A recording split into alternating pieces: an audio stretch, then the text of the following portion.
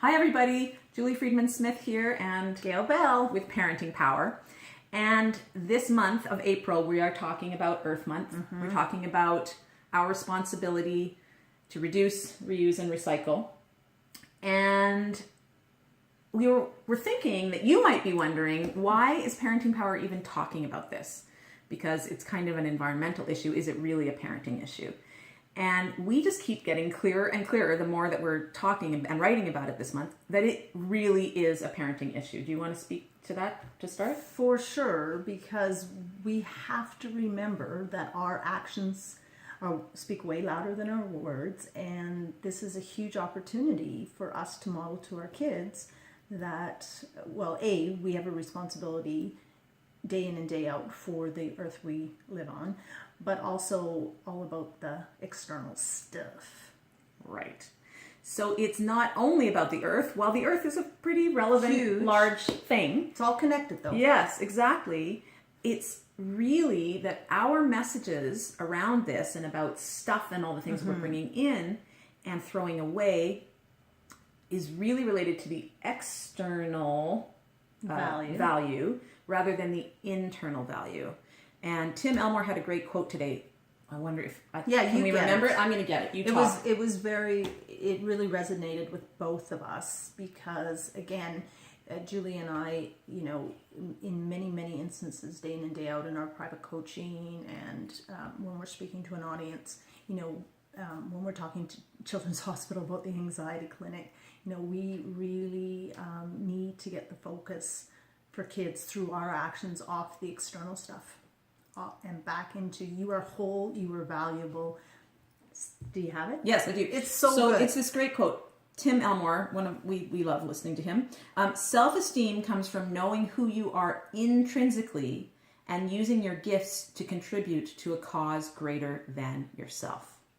So knowing who you are intrinsically does not mean how many pairs of fancy shoes you have or what backpack you're carrying or how beautiful your furniture is or all of these things, what these car you're buying driving, of these external things. what your school grades are. Yes. Yeah. It's what effort did you put in to get that grade? Exactly. Yeah. Building kids from the inside out, right? So how do we bring that into? Yeah, exactly. So let's come around to reduce, reuse, recycle. So we talked last week in our blog about recycling, and we're talking this week around reusing, and then getting to reducing. And and as we're going through this reusing and reducing, it's really about not bringing new stuff in. It has to start there. And are we holding on to stuff? I mean, some stuff, if we're reusing it, we are holding on to it, right? We're purposely buying things that can be reused. That's right. Instead of just going out and buying that quick throwaway thing. But the flip side of that is, are we holding on to things in the hope that we're going to reuse it sometime and not giving it a chance to have a life in the hands of someone else? That's right. And there's a lot of really good intrinsic feelings that come when you work as a family to collect things that you no longer use on a day-to-day basis. I think they say I think the recycling, reuse people, the 3R experts say a month. Like if you haven't used it in a month, you're not going to. Now seasonally that might be a big difference, but think about the stuff in your kitchen. Think about the toy. Great. I mean, how many spatulas do you need? Yes. Think wooden spoons. Think about how many coffee mugs. Yes, absolutely. And I'll just pick this one up at this coffee shop. It's so cute, and it clutters our world and it makes us congested. And same thing with kids. Now, you wouldn't want me to say this, but I'm going to say it anyway. Okay. One of the things that I really admire about you, and so we've been friends for many years, we've had our business for 15, is that you are really quite diligent, at least in my perception, that if one thing comes into your house, something else leaves. And you were that way with your kids in terms of toys, I think in terms of clothing. And so this idea that, if you're bringing a new mug in, great. What mug is leaving? If you're bringing a new toy in, what toy is being given away? Yeah, and I was just thinking maybe we could be of support in showing some. Well, there's drop-off centers everywhere. Yes. Right, there's bins, there's drop-off centers.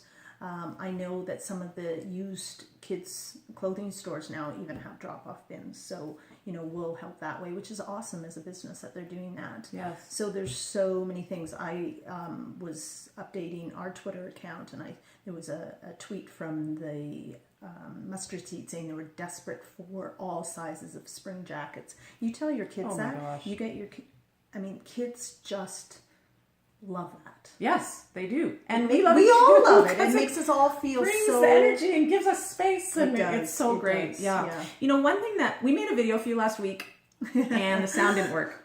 So I just want to borrow from one of the things we talked about last week. Last week we were focusing in on recycling, and one of our pet peeves is plastic water bottles. And we were talking about this idea that Julie does not buy them. I try to buy them. yeah, I don't. It's just my one thing. Everybody has their thing. Yeah. That's my thing. So here's the deal. What it made me think of is that sometimes this idea of recycling, which we think that the city and the families in the city do a great job of, recycling is something that we have really glommed onto. But sometimes we use the fact that something is recyclable as an excuse. So I'll buy this water bottle because it can be recycled. And that's constantly, I hear that back from my kids on a regular basis. I'm like, I'm not buying that. But And Mom, what's the true fact? the true fact is 80%, I think is what you looked up last week. 80%. 80% of plastic water bottles In Canada.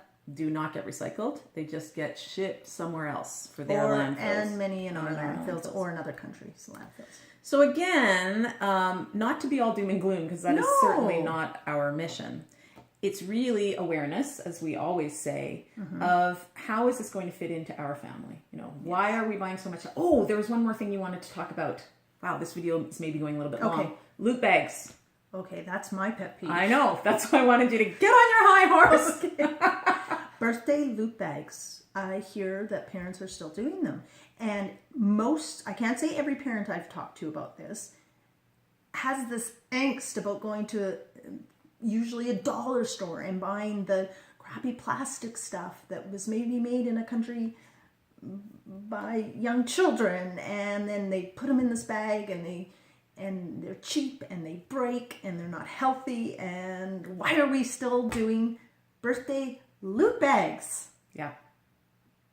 I don't get it. We decided many years ago, that was another one of the things that we decided we're And not they're doing not loot cheap. bags. You do not need to give your guests something when they leave. Their gift was the invitation and the enjoyment in the moment of a birthday party. Okay. I love this woman so much. Anyway, so Parents, you're doing a great job. you are, for sure. You don't need to do more with stuff. Yeah, that is really key. We don't need to do more with stuff. It is not about the stuff, or it's all about the stuff. We need to be aware of it. So reduce, reuse, recycle. And if we kind of think about that as reducing, reusing, and recycling, and seeing, I guess this week, just give some thoughts to how is that going to happen in your family. And know that your actions... Oh yeah, 75% of what our kids learn from us, they learn from our actions, and And only you're not- 25% from our words. So I still buy water bottles. Not a lot.